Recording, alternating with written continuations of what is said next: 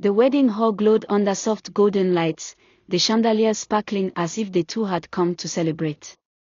The air smelled faintly of roses and vanilla, a reminder that this was no ordinary day. Guests in bright Oswebi fabrics filled the room, their laughter rising above the gentle hum of conversation. At the far end of the aisle, Eo stood in a perfectly tailored black suit, his crisp white shirt and neatly knotted tie making him look every bit the dream groom. His polished shoes gleamed under the lights. He kept adjusting his cuffs, partly from nervousness, partly to hide the way his palms were sweating. The double doors at the back of the hall swung open, and in walked Ife. She was breathtaking, the kind of bride little girls imagine when they dream of weddings.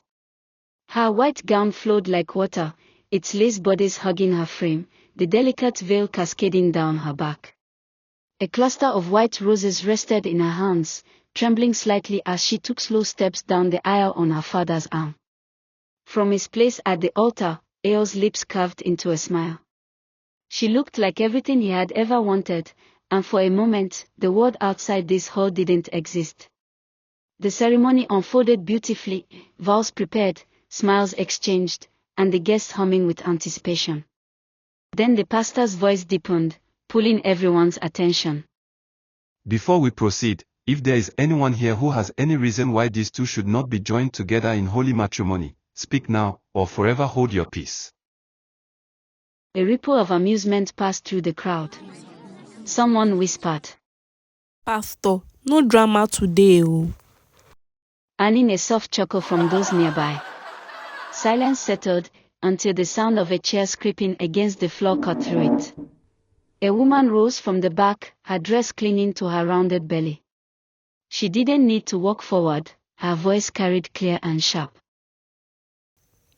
Ife, do you even know who you are marrying? This man, Ayo, is the owner of the child in my womb. Gasps erupted. Heads turned. The music stopped. Ife froze mid-breath, her gaze snapping to Eo. Ayo, what does she mean? She asked, her voice trembling. He shook his head quickly. Ife, she's lying. I don't know what she's talking about. But the flicker in his eyes betrayed something deeper. Before the murmurs could settle, another voice rang out from the doorway. A woman walked in, holding a small boy's hand. Don't let him fool you, she cried.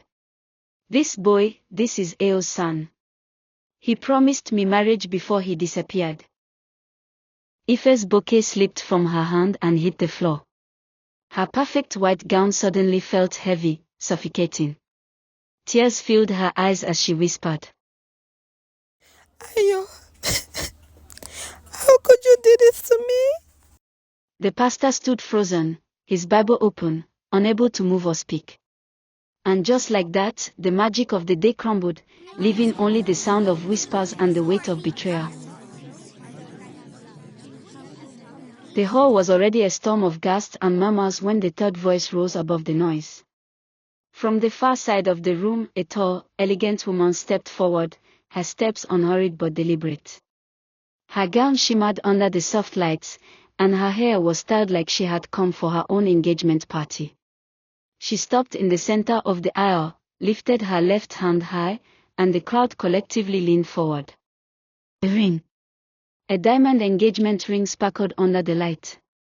Her voice carried easily over the whispers. You are not the only bride Ayo promised a lifetime to. This ring, he gave it to me.